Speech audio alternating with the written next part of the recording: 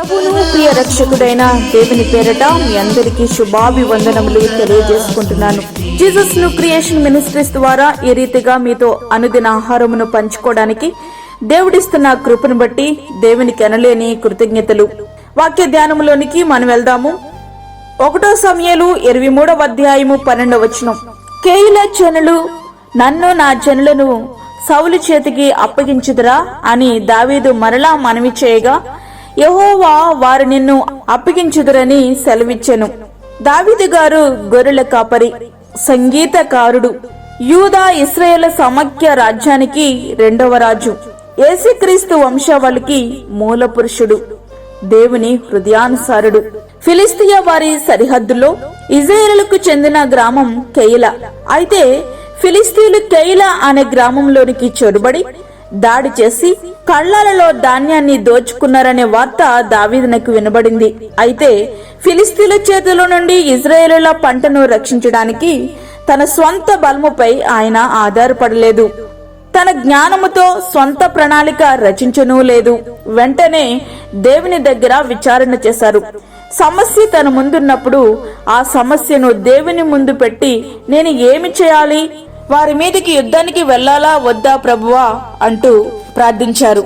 దానికి సమాధానముగా, యెహోవా నీవు వెళ్లి ఫిలిష్తీయ వాళ్లపై బడి కెయిలాను రక్షించు అని దావీదు గారికి జవాబిచ్చారు.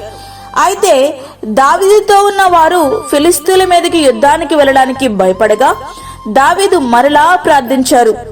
దేవుడు వెళ్ళు, వారిని నీ చేతికి అప్పగిస్తానని చెప్పారు.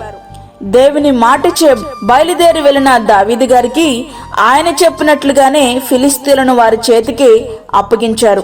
దావీదు గారు కెయిలాలో ఉన్నాడనే సంగతి సౌలునకు తెలిసి యుద్ధానికి సన్నద్ధం చేస్తున్నాడు. ఈ విషయం తెలుసుకున్న దావీదు గారు మరలా దేవుని ప్రార్థించారు. నన్ను బట్టి ఈ పట్టణానికి నాశనము చేయడానికి సౌలు సిద్ధపడుతున్నట్లు నీ దాసునైన నాకు రూఢిగా తెలిసియున్నది.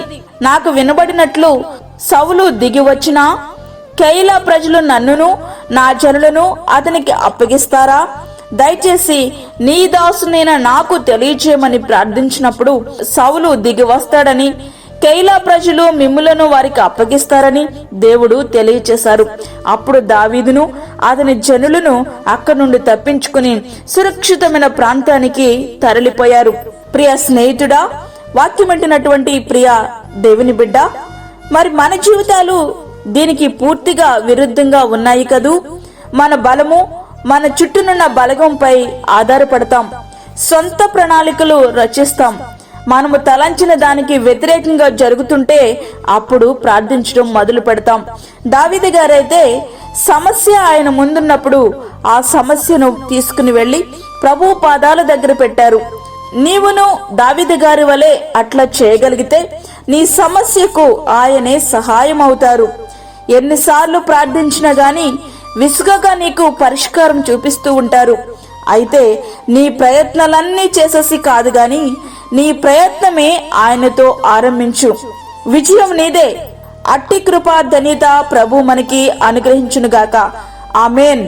వాక్యమున్న ప్రియ దేవుని బిడ్లారా, ప్రార్థనలో ఏకీభవించండి. పరిశుద్ధమైన తండ్రి, ప్రేమగల యేసు ప్రభువా, ఈ రీతిగా నీ సన్నిధిలో మరి యొక్క దినాన్ని మా జీవితంలో మీరు అనుగ్రహించిన విధానాన్ని బట్టి నీకు వందనాలు, స్తోత్రాలు చెల్లించుకుంటున్నాను. వాక్యమున్న ప్రతి ఒక్క బిడ్డని మీరు దర్శించండి. ఒక వాక్యము ప్రతి ఒక్క హృదయములో ఫలించుటకు సహాయం చేయండి. అదే విధంగా బలహీనులను, చెడ్డ బిడ్డలను, వృద్ధులను, గర్భిణీ స్త్రీలను మీరు జ్ఞాపకం చేసుకునండి ప్రభువా. వారికి కావలసినటువంటి నీ కృపను సమృద్ధిగా మీరు ఉంచండి, బలపరచండి.